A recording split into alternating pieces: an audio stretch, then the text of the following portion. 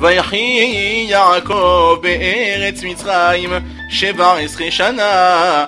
Bonjour. La paracha de Vayechi est la dernière du livre de Bereshit. Yaakov tombe malade et ses derniers jours approchent.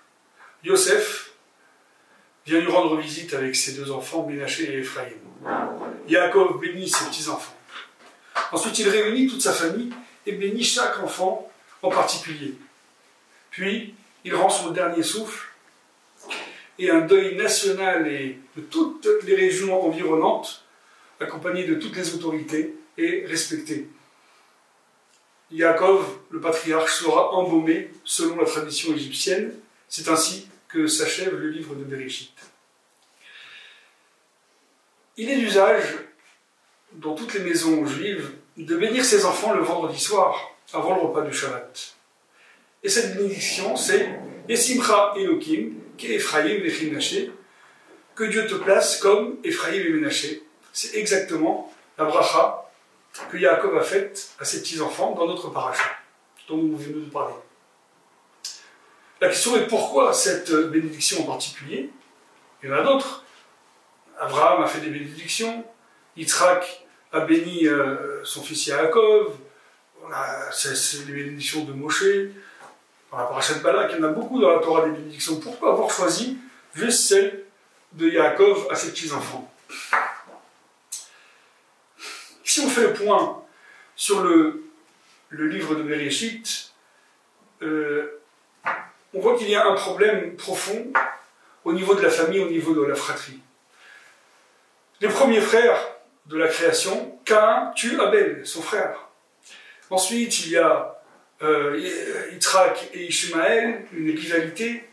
Yaakov et Esav, Esav qui déteste son frère, qui lui a pris ses bénédictions, il cherche à le tuer. Et enfin, on arrive à Yosef et ses frères. Yosef qui est détesté par ses frères, il est haï.